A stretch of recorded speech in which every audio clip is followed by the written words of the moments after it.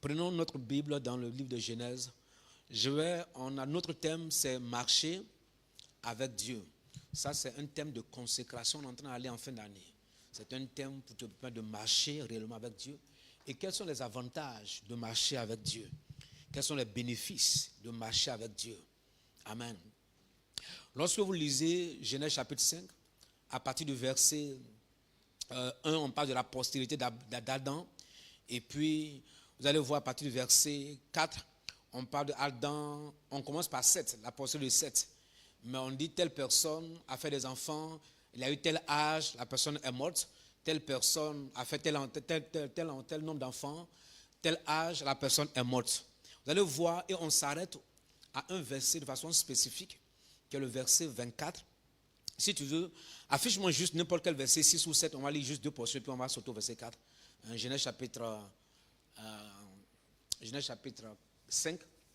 Affiche-moi verset 6, verset 7 et 8, et on va sauter après.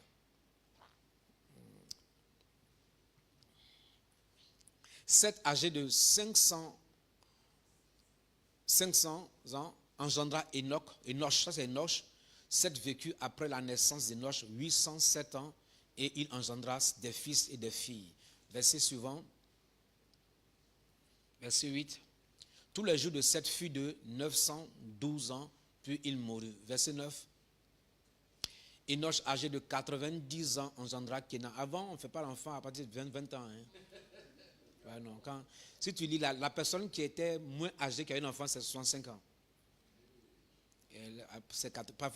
Et Enoch même, là, lui, il a eu 100 et quelques ans avant de faire un enfant. Ouais, non. C'est pourquoi Abraham pouvait faire un enfant à 100 ans. Ouais, non. Le péché a réduit tout doucement la fécondité au fur et à mesure. Donc Enoch, âgé de 90 ans, engendra Kénan. Verset 10. Enoch vécut après la naissance de Kénan 815 ans et il engendra des fils et des filles. Je ne sais pas si vous lisez la Bible, tout ça là. Est-ce que vous lisez même? Beaucoup de personnes sautent la généalogie sans savoir, n'est-ce pas, non? Affiche-moi le verset 11. Tous les jours d'Enoch furent de 950 ans, puis il mourut. Verset 12. Kénan, âgé de 70 ans, engendra Mahalalil. Ok, verset 13. Kénan vécut après la naissance de Mahalalil 840 ans et il engendra des fils et des filles. Verset 14. Tous les jours de Kénan furent de 910 ans, puis il mourut. Donc, c'est ce que tu lis jusqu'au verset 24. Affiche-moi le verset 24 maintenant. Affiche-moi le verset 22. Affiche-moi le 22 et on va lire jusqu'au verset 24. Affiche-moi le verset 22. On dit Enoch, après la naissance de Métouchéla, quelque chose de façon spéciale est mentionné après lui. Quand est-ce que tu lis tous les autres, c'est la même chose. Tel nombre d'années, tel nombre d'enfants, il a vécu ceci, mouru. Tel nombre d'années, tel nombre d'enfants, naissance, tel nombre de vécus et mouru. Mais dès qu'on arrive au temps de Enoch, Dieu mentionne de façon exprès quelque chose qui est différent de tous les autres. Ça veut dire qu'il n'a pas vécu juste pour faire enfant. C'est-à-dire qu'on ne vit pas juste pour faire enfant. C'est-à-dire que tous ceux-là, ils ont été oubliés. Cet Enoch-là, son nom est mentionné dans Hébreux chapitre 11. Et donc, on prend exemple sur lui. Dès qu'on arrive sur ce verset 22, on dit Enoch, après la naissance de Métouchéla, marcha avec Dieu 300 ans et il engendra des fils et des filles. Verset 23.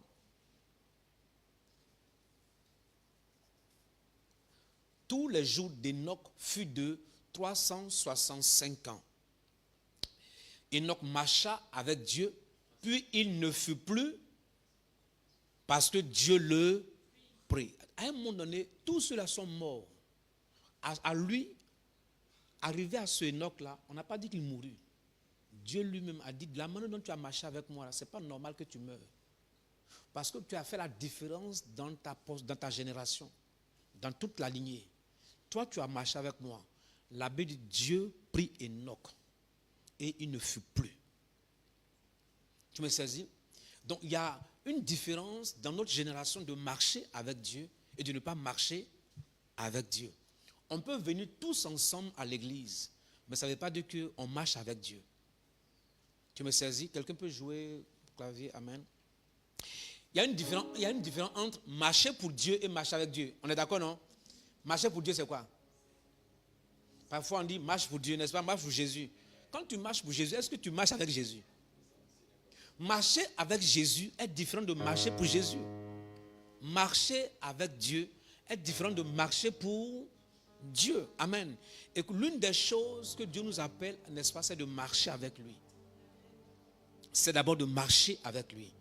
Et chaque fois que quelqu'un marche avec Dieu, Dieu fait de grandes choses dans la vie de cette personne. Donc notre réel appel, ce pourquoi Dieu t'appelle, c'est d'abord de marcher avec lui. Alléluia. Quand tu lis Exode 33, verset 14, Exode 33, verset 14, l'Éternel répondit, je marcherai moi-même avec toi et je te donnerai du repos. Donc l'une des choses, l'un des avantages qui te permet, pourquoi il faut marcher avec Dieu, c'est qu'il te donne quoi? Du repos quand il marche avec toi. Quand Dieu ne marche pas avec toi, tu ne peux pas avoir du repos. Tu seras toujours troublé. Alléluia. Et Dieu dit, en train de dire à qui? À Moïse. Il dit, moi-même là, je vais marcher avec toi et je vais te donner du repos. Beaucoup de personnes savent marcher pour Dieu et ne savent pas marcher avec Dieu. Une des choses que je te dis, par exemple, tu peux être voisin de quelqu'un et ne pas le connaître. On est d'accord? Ça veut dire que tu peux être proche de la personne et ne pas connaître la personne. Et la personne peut prendre son téléphone, appeler une personne qui est à Cara pour lui dire je voyage. Mais son propre voisin peut ne pas savoir qu'il voyage. Pourquoi? Donc le fait de marcher, d'être proche, de venir à l'église, ne veut pas dire que tu marches avec Dieu. Marcher avec Dieu, c'est autre chose. Alléluia. Notons rapidement certaines choses par rapport ce soir. Numéro 1, il y a des choses à noter. Marcher avec Dieu signifie garder la compagnie de Dieu. Garder la compagnie de Dieu. Ça veut dire préférer être avec Dieu que de s'associer avec les gens. Marcher avec Dieu, c'est garder la compagnie de Dieu. C'est décider, n'est-ce pas, d'être avec Dieu plutôt que de s'associer avec les gens. Si Dieu ne s'est pas associé avec une personne, je ne m'associe pas à cette personne. Si je m'associe à des personnes avec qui Dieu n'est pas associé, je ne suis pas en train de marcher avec Dieu. On me saisit. Numéro 2. Marcher avec Dieu signifie aller dans la même direction avec Dieu. Dieu me dit, voici la direction. Je dois aller dans la même direction. Amen. Quand Dieu bouge, je bouge en conformité avec Dieu. Je ne prends pas une direction qui soit opposée à la direction que Dieu me donne. Quand Dieu dit à Abraham, il dit, lève-toi, va à Canaan. Abraham se lève, il marche avec Dieu, il va dans la direction de Canaan. Bien-aimé, si Dieu te dit par exemple, lève-toi, marchons, allons à Kara, ça veut dire que Dieu a la direction de Kara. Si tu prends la direction, n'est-ce pas, de Palimé, Dieu n'est pas avec toi. Tout ce qui va t'arriver ne concerne pas Dieu. Donc, on est en train d'aller en fin d'année. Si tu décides de marcher avec Dieu, c'est que tu es en train de dire au Seigneur, marche avec moi jusqu'en décembre. Parce que comme tu connais la voie, tu connais le chemin, comment on va terminer décembre? Si tu marches avec moi, je suis sûr que je vais terminer décembre. Mais si Dieu ne marche pas pour les 6 mois à venir avec toi, c'est pas sûr de terminer décembre. On est d'accord? Dire que va là où Dieu est en train de partir. C'est pourquoi marcher avec Dieu, c'est quoi? C'est aussi quitter. Quand je dis c'est aller dans la direction de Dieu, c'est quitter là où Dieu a quitté. Amen. Lisons Genèse chapitre 12, verset 1 et puis sautons au verset 4. L'Éternel dit à Abraham, va-t'en de ton pays, de ta patrie, de la maison de ton père, dans le pays que je te montrerai. Donc, Abraham doit bouger, aller dans la même direction que Dieu. C'est quitter là où Dieu veut que tu quittes. C'est beaucoup d'entre nous, Dieu t'a parlé, il dit quitte ici, mais tu es resté quand même. Il dit quitte cette relation qui n'est pas officielle, mais tu es resté quand même. Il dit quitte cet emploi, tu es resté quand même. Il dit marcher avec Dieu, c'est quitter là où Dieu veut que tu quittes. Ce n'est pas là où toi tu veux rester. Des fois, beaucoup d'entre nous, on veut rester dans certains endroits alors que Dieu n'est plus. quand tu restes quelque part où Dieu n'est pas, tu n'es pas en train de marcher avec Dieu. Verset 4. On dit Abraham partit comme l'Éternel le lui avait dit. Et l'autre partit avec lui. Abraham était âgé de 75 ans lorsqu'il sortit de Charan. Donc, marcher avec Dieu, ça dit quoi? Je quitte là où Dieu me dit de quitter. Je peux avoir un salaire de 3 millions. Dieu dit, mon frère, quitte ici. Est-ce que tu es prêt? Oh yes. Qui sont ceux qui sont prêts? Ah, divine, que Dieu te bénisse. Beaucoup d'entre nous, on va faire tellement de... Seigneur, il y a les factures. Et tu sais que les enfants vont à l'école. Mais quand Dieu... Écoute, c'est pourquoi tu as déjà t'expliqué. Marcher avec Dieu, c'est une marche de foi. Sinon, tu ne peux pas plaire à Dieu. La Bible dit, Enoch marcha avec Dieu. Il marcha avec Dieu. Et Dieu le prit. Numéro 3. Marcher avec Dieu, c'est prendre la prochaine étape avec Dieu. Cela veut dire que vous ne bougez pas tant que Dieu ne vous dit pas de bouger. C'est la prochaine étape. Quelle est la prochaine étape que Dieu me donne? Si Dieu ne m'a pas donné la prochaine étape, c'est que je ne bouge pas. Quand Dieu me dit voici la prochaine étape, je bouge. Donc je ne fais aucun pas tant que Dieu ne m'a pas dit de faire le pas. Écoute, il faut atteindre ce stade de maturité pour dire Seigneur, je m'attends à toi. Je m'attends à ta direction. Je ne bouge pas tant que tu ne bouges pas. Ça veut dire que ta vie est en marche avec Dieu. Tu ne fais pas un pas de plus tant que Dieu n'a pas fait le pas. Exode 33. Reprenons Exode 33, verset 14, verset 15. Regardons ce texte-là. L'Éternel répondit, je marcherai moi-même avec toi et je te donnerai du repos. Moïse lui dit, si tu ne marches pas toi-même avec nous, ne nous fais point partie d'ici. Donc, il n'y a pas de prochaine étape tant que toi tu ne marches pas. Pas de prochaine étape. Pas de prochaine étape. Je ne voyage pas tant que toi, tu ne me dis pas de voyager. Je ne fais rien d'autre tant que toi, Dieu, tu ne me demandes pas de faire. Il y a toujours une prochaine étape dans la destinée. Dieu ne te montrera jamais tout le parcours de ta vie. Il va te montrer étape par étape. Mais quelle est la prochaine étape à partir de ce 7e mois te concernant? Seigneur, quelle est la prochaine étape? Numéro 4. Marcher avec Dieu, c'est vivre votre vie par les principes et avec les normes ou selon les standards de Dieu. Les principes de Dieu, les normes de Dieu, les standards de Dieu, je vis en fonction. Je ne vis pas selon mes propres standards, mes propres principes. La Bible est notre constitution.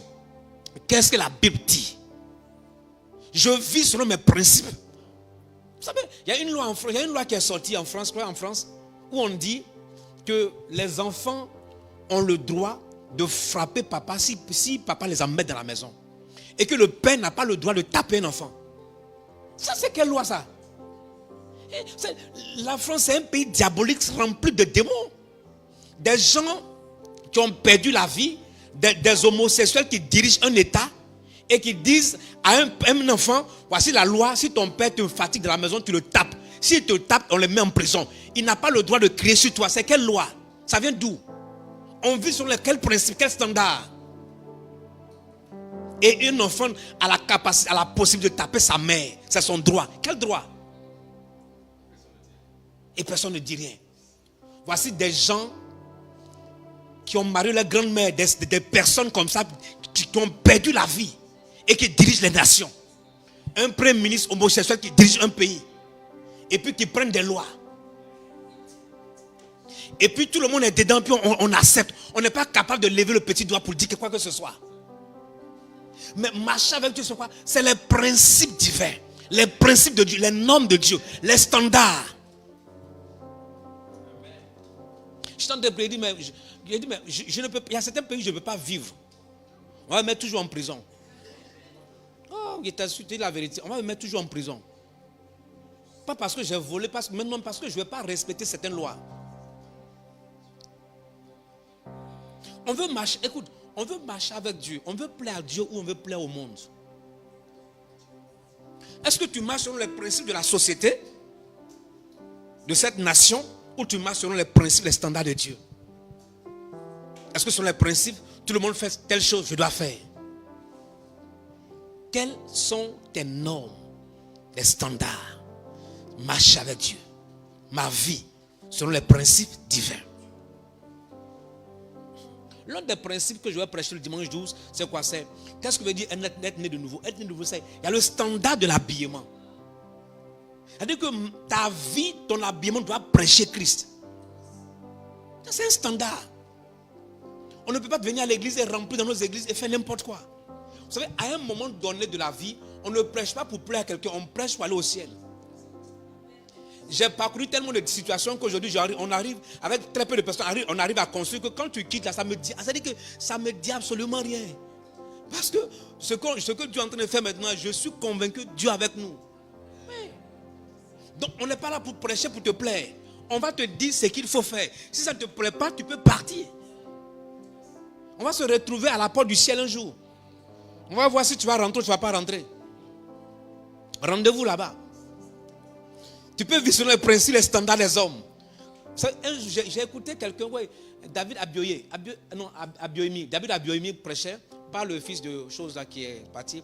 David Abioimi prêchait. Il disait, tu ne peux pas être une personne membre de l'église et jouer batterie et être payé. Tu seras pauvre à vie. Il a une église de plus de 100 000 personnes. Il a construit une cathédrale de 120 000 places. Bientôt il va inaugurer. Il dit, tu ne peux pas être à l'église et ne pas comprendre. Il dit, les dons que Dieu t'a donnés, c'est pour le servir. Tu le sais et Dieu te bénit en retour. Yeah. Vis selon les normes de Dieu, les standards de Dieu. Ce que Dieu apprécie, c'est ce que tu apprécies. Ce que Dieu désire, c'est ce que tu désires. Ce que Dieu ne désire pas, je ne désire pas. Écoute, parfois on fait les choix par la chaîne, non? Ah, tu vois telle femme là, et quand tu vois tout ça, tu fais ton choix, ton désir. Tu vois cet homme là, quand tu le vois, c'est ton rêve d'homme. On vous pose question, mon rêve d'homme. Tu as ton rêve d'homme? On parle des principes divins, toi tu as les rêves d'homme. On parle des standards d'homme de Dieu. Les standards d'homme de Dieu. Toi tu as les standards perso.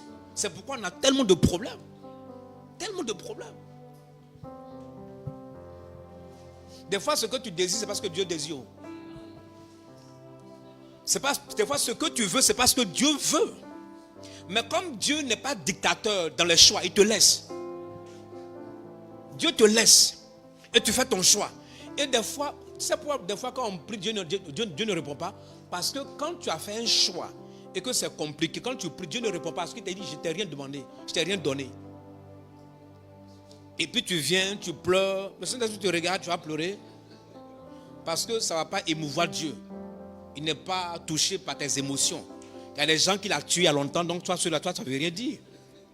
Est-ce que tu comprends ce que je viens de dire? Il a noyé toute une armée égyptienne dans l'eau. Il a tué tous les bébés égyptiens. Ça n'a rien fait à Dieu. Il a dit à ça, il va tuer tous les enfants, ça n'a rien fait à Dieu. Donc quand toi tu as un problème, ça ne fait rien à Dieu. Lui, ce qui l'intéresse, c'est que tu marches selon mes principes. Selon mes standards. Il dit, moi, si Dieu ne fait pas cette année, je vais changer, je vais abandonner. Tu fais ta bouche, tu vas abandonner. Il faut pas abandonner. Je vais abandonner. Si Dieu ne fait pas, moi je vais abandonner. Moi je suis fatigué. Tu n'es pas encore fatigué. Il y a des gens qui ont commencé avant toi. Écoute, il y a certains pasteurs, on prie, et puis on ne voit pas le bout du tunnel. On continue toujours. Toi, tu viens à peine d'arriver, tu dis non. Tu sais combien de fois on fait église ici? Tu sais combien d'années je suis ici? En 2029, ça a fait 20 ans que je suis venu ici.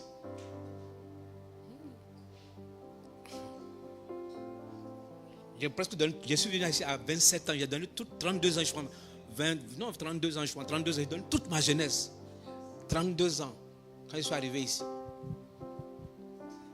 Il ne faut pas suivre les principes, tu vas comprendre.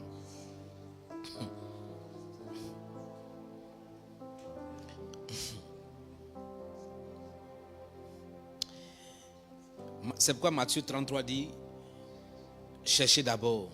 Quand tu marches avec Dieu, tu ne cherches pas le matériel. Tu cherches quoi? Ce qui plaît à Dieu. Ce qui plaît à Dieu. Alléluia. Et il y a certaines choses, par exemple, qui empêchent les gens de marcher avec Dieu. D'abord le péché. Le péché t'empêche de marcher avec Dieu. Il y a aussi ce qu'on appelle la désobéissance. Dieu m'a appris une chose, c'est que la désobéissance, si tu diffères l'obéissance, ça diffère ta bénédiction. C'est-à-dire quoi? Quand Dieu te dit obéis et que tu n'obéis pas, que tu as obéi dans 3 ans, ta bénédiction est retardée de 3 ans. Donc, on a beaucoup de personnes dont la bénédiction est retardée du fait que tu désobéis ou tu obéis très tard, en retard. Troisième chose qui emmène les personnes à ne pas marcher avec Dieu, c'est quoi? C'est le manque de croyance, manque de foi. On ne croit pas en Dieu. Tu ne peux pas marcher avec Dieu si tu ne crois pas en lui, parce qu'il va te faire passer par des chemins bizarres.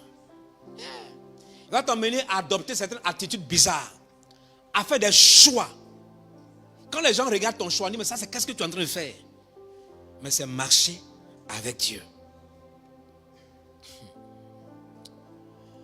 Deutéronome chapitre 5, verset 33.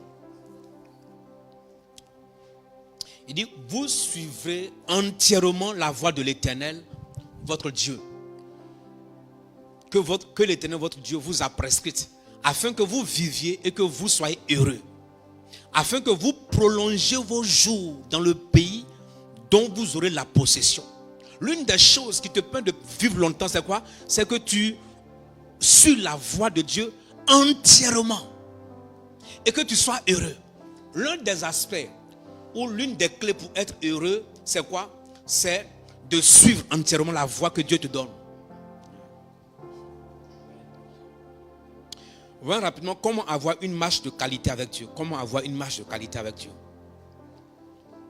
Une marche de qualité avec Dieu. Pendant ce temps-là, tu dois maximiser ces 12 jours de jeûne et prière. Si tu marches avec Dieu avec efficacité, je t'assure, Dieu va commencer à te dire ce qu'il faut faire pour ta propre vie. Point numéro 1, passer un temps de qualité avec Dieu. Passer un temps de qualité avec Dieu. Dans la prière, en lisant la parole de Dieu, dans la louange, dans l'adoration. Il faut avoir un temps de qualité avec Dieu. Tu ne peux pas te lever la journée, commencer la journée sans Dieu. Est-ce que quelqu'un me suit? Et que quand tu commences la journée avec Dieu, tu es en train d'activer l'agenda de Dieu pour ta journée. Dis au Seigneur que ton agenda s'exécute pour moi. Sinon, tu vas débuter la journée avec beaucoup de frustration, beaucoup de difficultés. Donc, il faut avoir un temps de qualité avec Dieu. La première voix que tu dois entendre, ou la première personne que tu dois appeler dans la journée, c'est Dieu. Abba Père. Pas prendre ton téléphone pour appeler une personne. Passer du temps de qualité. La Bible déclare que chaque soir, Isaac sortait dans les champs pour méditer. Abraham, très tôt à l'aube, écoutait Dieu. C'est un temps de qualité. La parole de Dieu. Et aujourd'hui, il y a plusieurs moyens pour écouter la parole de Dieu. Tu peux télécharger la Bible audio. Fais tout pour écouter la parole de Dieu en une journée, chaque jour. Tu peux télécharger l'audio de la Bible pour écouter. Tu peux lire. Tu peux écouter les messages. Chaque jour. C'est un temps de qualité. Numéro 2. Marcher dans la crainte de Dieu. Si tu ne crains pas Dieu, tu ne peux pas marcher avec Dieu. Tu ne peux pas avoir une marche de qualité avec Dieu. Nous vivons un siècle où la crainte de Dieu a quitté même l'église. Ou même un pasteur peut prendre un peu fétiche, faire église et ça ne lui dit rien. On est dans une époque où on peut voler l'argent de l'église, ça ne dit rien à personne. Et les gens n'ont pas la crainte de Dieu. Si tu ne crains pas Dieu, tu ne peux pas marcher avec Dieu. Tu ne peux pas marcher avec Dieu. Ecclésiaste chapitre 12, verset 13. 13 et puis 14 sûrement. Il dit, écoutons la fin du discours. Crains Dieu et observe ses commandements. C'est là ce que doit faire tout homme. Écoute, la conclusion de ta vie là, c'est faire quoi? C'est de craindre Dieu. Verset 14. Car Dieu amènera toute œuvre en jugement au sujet de tout ce qui est caché, soit bien, soit en mal. Ecclésiaste chapitre 12, 13, 14. On dit Dieu amènera toutes choses en jugement. Au sujet de quoi? De ce qui est caché.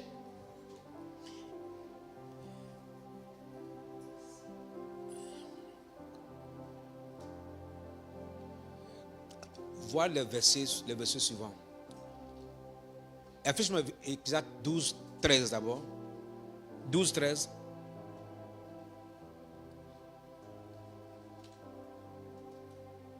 Quelqu'un peut me trouver Ecclésiaste 12, 13 dans sa Bible? Lis-moi, je vais voir.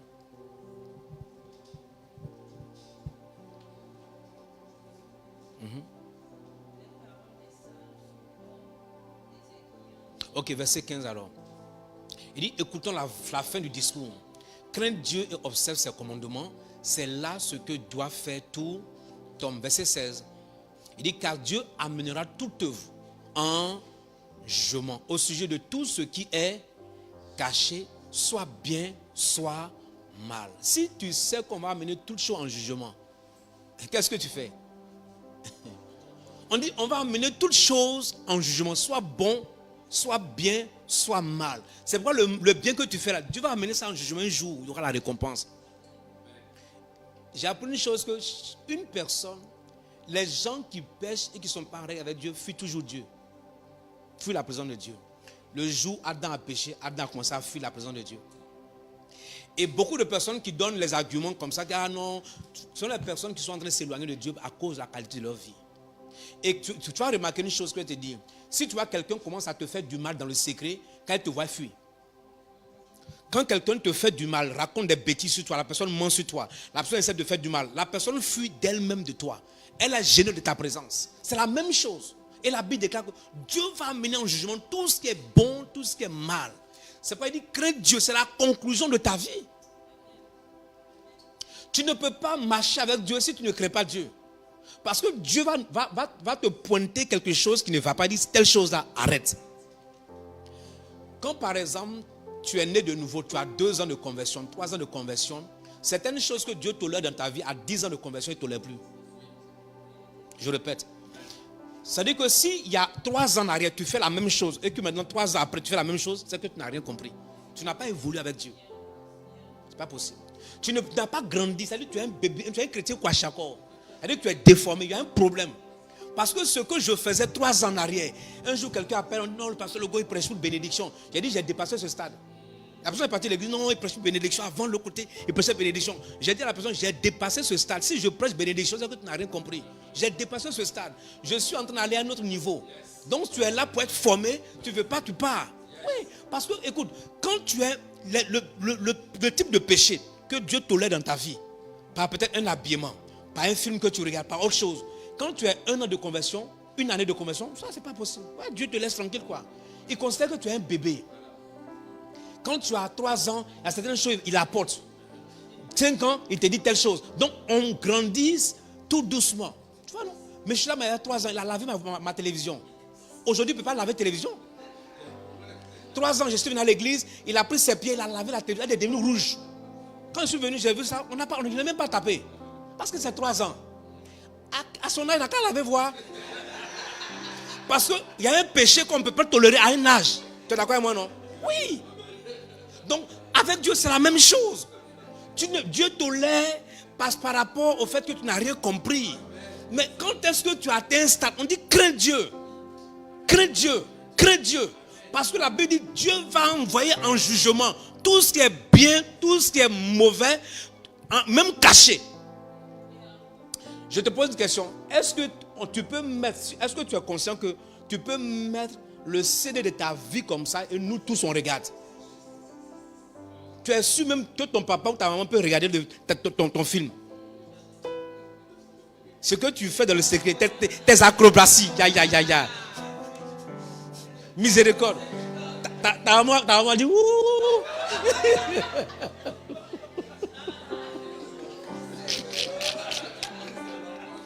Il dit, c'est l'enfant que j'ai fait ça.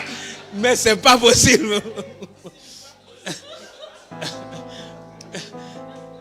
Ça veut dire quoi? Ça veut dire que plus on avance, il y a certaines choses qu'on doit abandonner.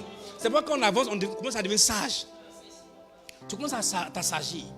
Je connais le père spirituel, mon bishop. Quand mon bishop il s'habillait. Quand il s'habille, il n'est plus dans cette histoire-là. Il a dépassé ce stade-là. À un moment donné, il y a certaines choses qui ne font plus. C'est plus important. Tu es focalisé sur les réalisations, l'accomplissement. Tu es focalisé sur comment impacter les gens. On n'est pas dans cette histoire de sensation, n'est-ce pas, pour être devant les gens, qui a bien fait. Non, on est dans comment impacter les vies. C'est tout. C'est de ça qu'il s'agit. Pas dans la manipulation. Donc marcher avec Dieu, il faut que c'est la crainte. Tu ne peux pas venir faire prophétie et ne pas craindre Dieu. Tu finis de prophéties, tu vas boire la bière. Tu finis la prophétie, tu fumes. Tu finis la prophétie, tu couches avec les filles vierges. Si tu ne crées pas Dieu, on dit tout ce qui est caché, en bien comme en mal, sera en jugement. Donc quand tu décides de marcher avec Dieu, il marche à tes côtés. Il voit tout. On dit marchons ensemble. On entame la seconde moitié de l'année. Ça dépend de comment tu vas vivre. C'est pourquoi on a des chrétiens qui n'ont jamais grandi. Et la personne a fait 10 ans. La personne est déformée, c'est du cache-corps. Donc une telle personne ne comprend rien de l'évangile. Un jour, on était de l'autre côté, on pense, on cherchait à acheter un terrain, puis je lançais appel pour voir comment on peut réunir l'argent pour acheter un terrain, tout ça. J'ai lancé appel, je crois que 200 000, 100 000 francs, 50 000 francs. Il y a un gars qu'ils ont invité, il a fait 2 semaines à l'église. Il a dit, mais pourquoi le pasteur lance appel, il donne le montant. Il a dit, je suis à l'église avant toi, si tu ne te convies pas, il faut partir. Tu ne comprends rien. Toi, tu viens nouveau, tu ne comprends rien. Tu ne comprends rien. Tout le monde n'a pas la même bourse. Il y a des gens qui peuvent donner 1 million. Il y en a qui donnent 1 million. Il ne faut pas limiter la bénédiction de quelqu'un à 50 000 francs, alors que la personne peut donner 300 000. Ouais. On donne selon sa capacité. C'est la maturité. Tu ne veux pas venir dire, ok, dans cette église-là, qui sont ceux qui tout le monde donne 500 000, 500 000. Tu es idiot. Ça ne marche pas. Quelqu'un marche avec Dieu et soit avec crainte. Genèse 6, verset 9. Genèse 6, verset 9. On dit, voici la postérité de Noé.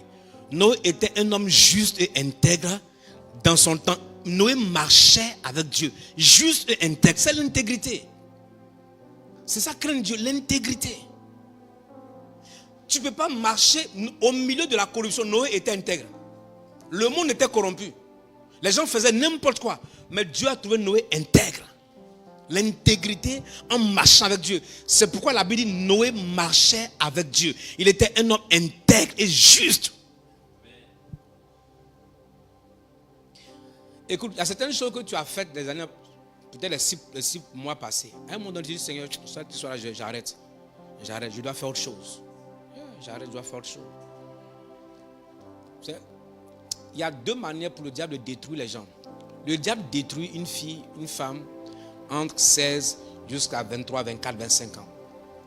Le diable sait qu'à cette période-là, les filles sont susceptibles d'être détruites. Elles sont exposées à beaucoup de choses.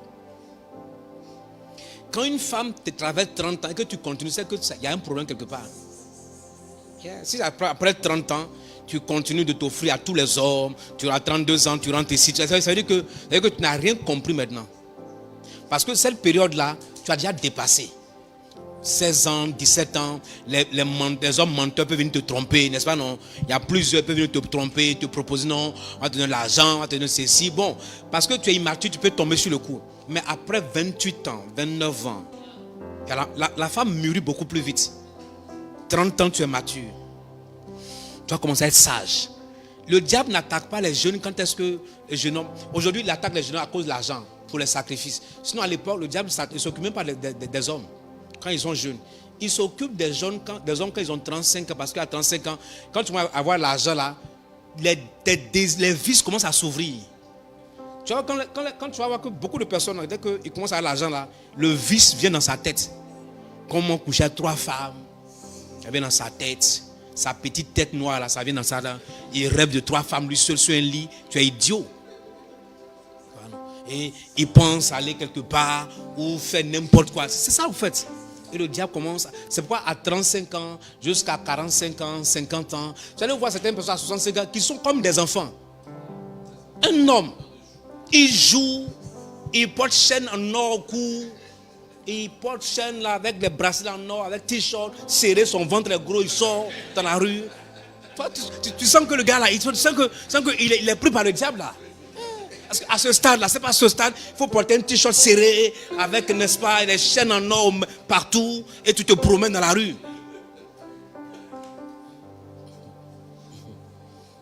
Miséricorde. Que Dieu, c'est pourquoi il faut méditer beaucoup sur la vie. La vie, tu sais, Dieu m'a appris, Dieu m'a enseigné, il m'a dit, aucune maison que quelqu'un construit ne peut rester, ne peut avoir l'impact pendant 60 ans. Ce qui reste après la mort d'une personne, c'est l'impact que tu as eu sur la terre avec moi. Que beaucoup de personnes sont mortes, mais leur nom est toujours cité. Des gens ont construit des grandes maisons, on n'a plus entendu parler d'eux. Aucune maison ne peut rester 60 ans après. Donc aujourd'hui, on est focalisé sur la réalisation. Ce que je vais faire, ce que je suis capable de faire. Après 50 ans, tout est fini. Même la voiture que tu as achetée aujourd'hui, 10 ans après, c'est fini. Mais qu'est-ce que je fais pour Dieu? Comment j'ai marché avec Dieu? On parle d'Enoch aujourd'hui, on parle de Noé aujourd'hui, on parle d'Abraham aujourd'hui. Ils n'ont pas construit de grandes choses. Salomon, le temple de Salomon a été détruit.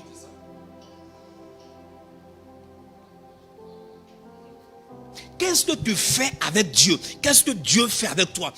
Comment tu as laissé l'impact dans la vie du royaume de Dieu?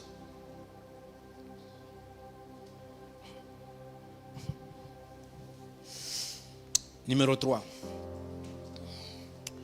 Comment avoir une marche de qualité avec Dieu? Numéro 3. Suivre sa direction à chaque étape et pour chaque étape. À chaque étape et pour chaque étape.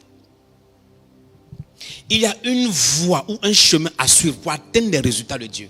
Il y a une voie, il y a un chemin à suivre. Chaque fois que tu devances Dieu, tu seras frustré. Mais quand Dieu marche au même rythme que ta vie, tu ne seras pas frustré. Tu vas arriver à temps. Et de surcroît, si Dieu marche devant encore toi, c'est important. Et si tu suis Dieu, suis son chemin. Il dit, l'Éternel lui marchera avec toi. Il dit, je marcherai moi-même avec. Sur Dieu, étape par étape. Ne devance pas Dieu dans tes choix. Ne devance pas Dieu dans tes réalisations. Marche avec Dieu et dis-lui quelle est la prochaine destination. La prochaine destination. Jusqu'à ce que tu entendes la voix de Dieu. Ta voix ne sera pas entendue. Tu ne peux pas venir dire quelque chose que Dieu ne t'a pas dit. Dimanche passé, avant que je finisse le ministère, Saint-Esprit m'a amené mon esprit dans une cour avec un canari, avec un serpent dedans. Je voyais une vieille, je parlais de ça. Quand j'ai fini, Théophile me dit, pasteur, ma tante, on a des conflits, je fais des rêves, ma tante, elle est la seule au village, il y a un canari devant et c'est un truc de serpent. Mais il faut marcher avec Dieu pour Dieu, envoie ton esprit là-bas pour voir. Théophile dit, pasteur, c'est exactement ce que tu as dit. C'est que c'est ma tante, dans notre famille, il y a un serpent, c'est elle seule qui gère ça. Il y a un canari devant la maison au village. Il faut marcher avec Dieu pour que Dieu envoie ton esprit pour voir. Tu ne marches pas avec Dieu, Dieu t'a rien dit, tu as dit quoi? Dieu ta voix ne sera pas entendue tant que tu n'as pas entendu la voix de Dieu. Donc pourquoi on entend ta voix? Il faut que Dieu t'ait parlé. Mais pour que Dieu te parle, il faut que tu marches avec lui. Mais l'une des choses, c'est étape par étape. Quelle est la prochaine direction? Quelle est la prochaine direction? Adonis faisait le témoignage. Le Paraclet soit 2 ou 3 soirées. J'ai dit que je l'ai appelé, je lui ai dit, je voyais 2 routes. Je voyais la mort sur 2 routes. Mais je te ramène sur une autre voie. Il a failli faire un accident, mourir sur une voie. 2 accidents épargnés. Une voiture a failli l'écraser. Il dit, pasteur, tu as parlé de 2 routes et c'était pareil. Mais il faut que tu marches avec Dieu pour que Dieu te montre des choses à venir. On est en train d'aller en fin d'année. Il ne faut pas faire la sensation. Amen. Dire sois calme et marche avec Dieu. Tu vas arriver à bon port. Il connaît la prochaine étape de ta destinée. Il connaît la prochaine étape de ta vie. Il sait où tu vas partir. Sinon, tu vas faire des efforts. Tu vas donner ton argent aux gens pour avoir un visa. Tu n'auras pas de visa. Tu vas dépenser 3 millions. Ils vont bouffer ton argent. Il n'aura pas de visa. Tu vas attendre. On est à Lomé. Et aux États-Unis aussi, il y a le clochard là-bas. Hein. Est-ce que tu connais l'histoire des Noirs américains? Comment les gens vivent là-bas? Comment on les chasse des loyers, des maisons? Un mois après, on te chasse. On met toutes tes baraques dehors. Il faut aller te documenter. Tu penses que ça, là-bas, tout est rose? Écoute, ici, là, ce que tu vis, tu n'as pas, c'est-à-dire que tu n'as pas connaissance de ce que Dieu a fait de nous en tant qu'Africains. C'est pourquoi tu penses aller en Europe. Non. Il y a les avantages. Mais mon frère, ce que tu as aussi là n'est pas comparable. La paix que tu auras ici. Moi, j'ai vu une vieille femme qui était ici. Elle était infirmière. Elle a abandonné ça pour aller aux États-Unis. Juste fait papier, elle est partie aux États-Unis. Elle est partie aux États-Unis. Même, je crois, un jour, je crois que quelqu'un était décédé, sa soeur ou quelqu'un, mais elle n'arrivait même pas à payer un billet pour arriver. Je te dis la vérité. Mon frère, il y a une prochaine étape. C'est Dieu. Suivre la direction de Dieu. Troisième et quatrième du moins, avoir foi en Dieu.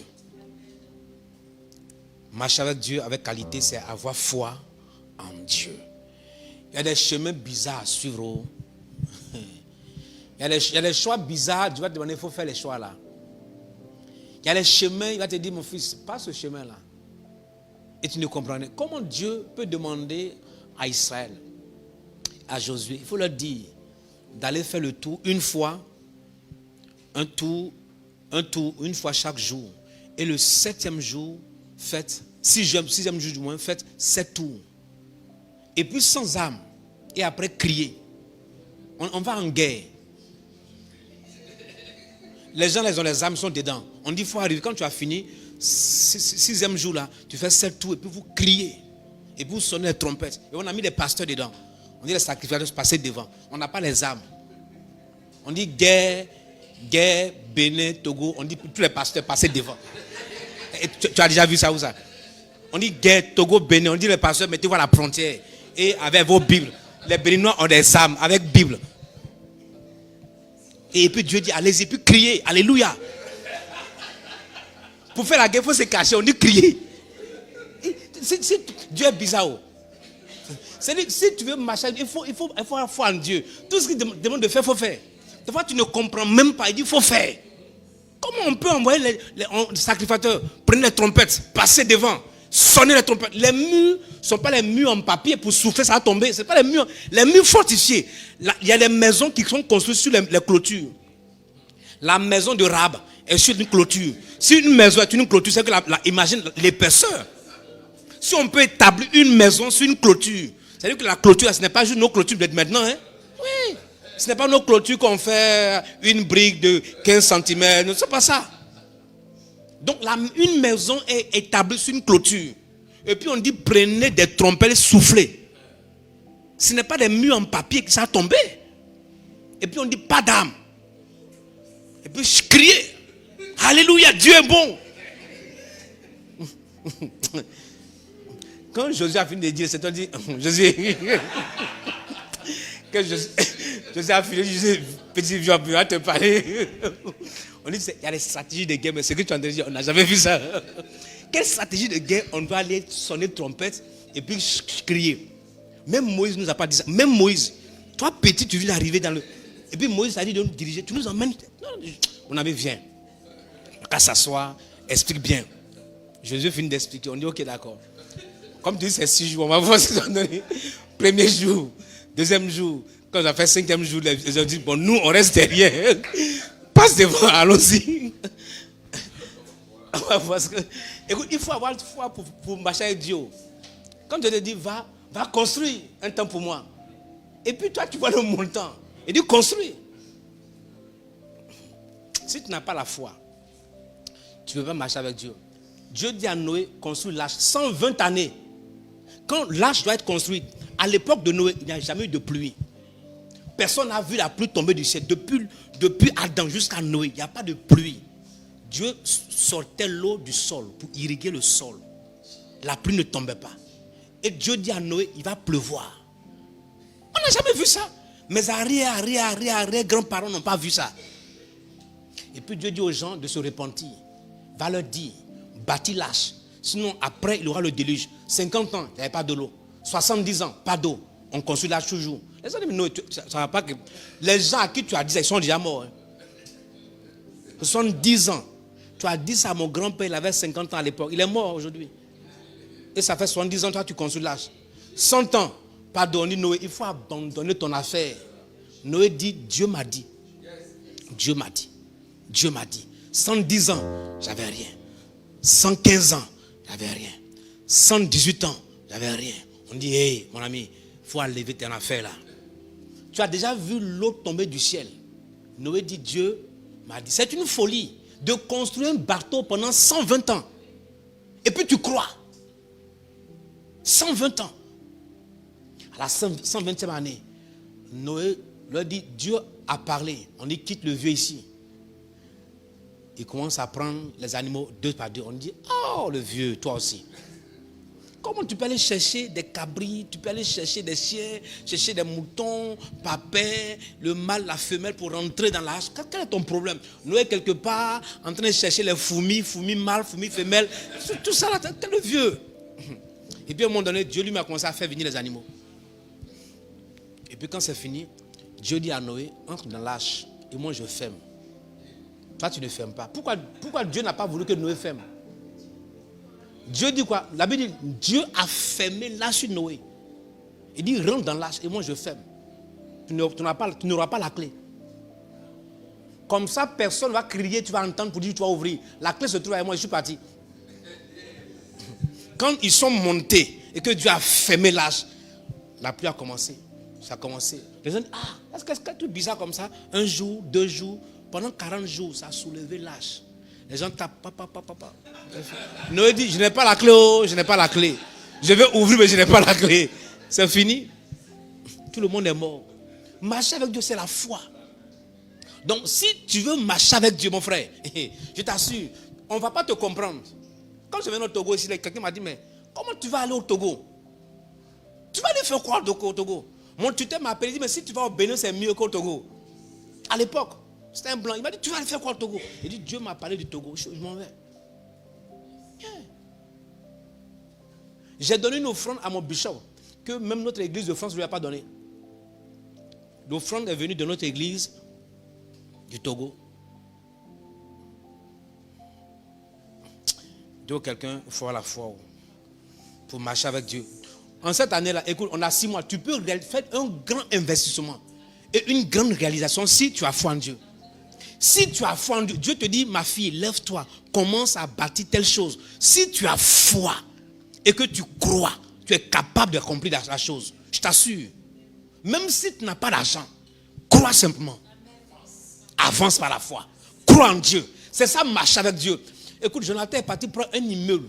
Quand je suis allé voir, j'ai vu l'immeuble. Il dit, pasteur, tu m'as tellement challengé que je suis allé prendre l'immeuble. Un grand immeuble pour faire école de styliste. Il a une connexion au stade où on dit, on veut t'envoyer un visa pour que tu viennes faire défiler. Écoute, je l'ai challengé depuis 2 ans. Il dit, il a changé. Il n'a pas l'argent, il est allé voir l'immeuble, il a pris l'immeuble. Écoute, marcher avec Dieu, c'est la foi. C'est la foi. Tu te lèves, tu dis, Seigneur, je suis capable. Quand je dis, tu peux faire, tu dis, je peux faire. Parce que c'est Dieu qui décide de faire. Ce n'est pas toi. Hébreux 11, 5 à 6. Il dit, c'est par la foi qu'Enoch fut enlevé. C'est par la foi. Il a agi par la foi. Enoch marcha avec Dieu par la foi. Dans notre siècle, là, tu ne peux pas marcher par la foi alors que toi, tes jeunes filles, tes camarades se marient, tu n'es pas encore marié. Si tu n'as pas la foi, tu vas faire n'importe quoi. Tu vas aller prendre n'importe qui. Tu seras pressé. Et l'une des choses qui mettent la pression sur les filles, c'est que quand est-ce qu'elle voit sa camarade de même génération se marier, il y a la pression. 2 personnes, 2 filles, jeunes dames qui se marient, c'est la pression. Elle court, elle regarde à gauche, elle regarde à droite. Qui va venir, qui va venir. N'importe qui vient, elle veut accepter. Parce que la pression. Si tu ne marches pas avec la foi, tu vas te chercher un mari par toi-même. Et après, tu vas décider de le laisser par toi-même. Personne ne va te conseiller. Il y a des personnes qu'on n'a pas conseillé, ils ont décidé. Écoute, dans la vie, c'est pourquoi je vais te dire une chose. Ne conseille jamais les mariés à se séparer. Ne conseille jamais. Laisse-les se décider. Quelqu'un m'a appelé une fois de l'autre côté, il y a 3 semaines, quand une dame est venue me voir avec son enfant, elle m'a expliqué un problème. Elle lui a dit, toi-même, qu'est-ce que tu veux? Elle dit, gars là, mon mari, il fait fétiche. Il m'a dit que ma vie est entre ses mains. Et il m'a dit on peut sacrifier notre enfant. On peut être beaucoup plus riche. Quand je dors, j'ai vu des trucs là avec des gens en train d'adorer en rouge quelque part. Il m'a expliqué. Il ne veut pas que je parte à l'église. Je ne sais pas, je veux le quitter. Qu'est-ce qu'il faut faire? Il dit, toi-même, tu veux quoi? Il dit, maman, toi-même, qu'est-ce que tu décides? Elle dit, bon, je ne sais pas, pasteur. Il dit, bon, c'est ce que je peux faire. Je vais prier pour que Dieu te protège, c'est fini. Il dit, envoie une bouteille d'huile, je prie pour que Dieu te protège. Le reste, tu décides. C'est pourquoi la sagesse est l'expérience de tout ce que tu as eu avant, n'est-ce pas, non? C'est ça la sagesse. La sagesse, c'est tout ce que tu as vécu, te permet d'être sage quand tu prends une décision. Mais quand les gens ne voient pas, on dit, pourquoi tu as dit ça? Non, j'ai dit ça par rapport à ce que je sais. Enoch marche avec Dieu. Voyons rapidement le seul bénéfice. Ce soir, nous allons poursuivre demain. Tu reçois les révélations de la part de Dieu. Les bénéfices de marcher avec Dieu. Tu reçois de sa part les révélations. Dieu te montre les choses à venir. Il te montre qu'est-ce qu'il faut faire. Il t'ouvre les yeux. Quand tu lis Matthieu chapitre 16, 15 à 17, Pierre marchait avec Jésus. Quand Jésus lui pose la question, il dit, tu es le Fils, le Fils de Dieu. Tu es le Christ, le Fils de Dieu. Par révélation. Parce qu'il marchait aux côtés de Dieu. Et c'est pourquoi Jésus ne pouvait pas comprendre que tous ces gens-là ne pouvaient pas comprendre qui il était. Jean, Jacques, toutes ces personnes-là. J'ai dit la dernière fois, tout à l'heure, que tu peux être proche de la personne et ne pas connaître la personne. Ne pas marcher avec la personne. Mais Pierre marchait par révélation. J'ai dit, ce gars-là, c'est pourquoi il a été le seul à marcher sur l'eau. Tout le monde était dans la barque. Jésus dit, n'aie pas peur, c'est moi. Pierre regarde, il écoute le message, il écoute la voix. Il dit, si c'est toi, ordonne. Quand Jésus dit, viens, il sait que c'est Christ. Il marche sur l'eau. Jésus lui pose la question, mais les gens disent que qui je suis? On dit tantôt tu es un prophète, tu es celui-ci. Il dit, vous, que dites-vous? On dit, personne ne peut répondre. Et puis Pierre dit, tu es le Christ, le Fils du Dieu vivant. Jésus dit quoi? Ce n'est ni la chair, ni le sang qui t'ont révélé, mais c'est mon Père qui est au ciel. Tu as une connexion avec nous. Tu sais, tu as eu la révélation. Quand tu pries, Dieu te montre. Il y a 2 jours en arrière, lundi, je me suis levé, mon cœur battait, et puis je priais. Parce que Dieu m'a montré quelqu'un, un pasteur qui était en train d'écrire des conneries sur moi. Dieu m'a montré, il était en train d'écrire. Un cri, en envoyant les gens. J'étais en train de voir ces écritures. Je me suis levé, c'était vers 5h30. Je me suis dit, ça c'est quoi ça? Dieu te montre à l'avance ce que quelqu'un est en train de faire. Dieu te montre à l'avance si quelqu'un est en train de comploter. Alléluia.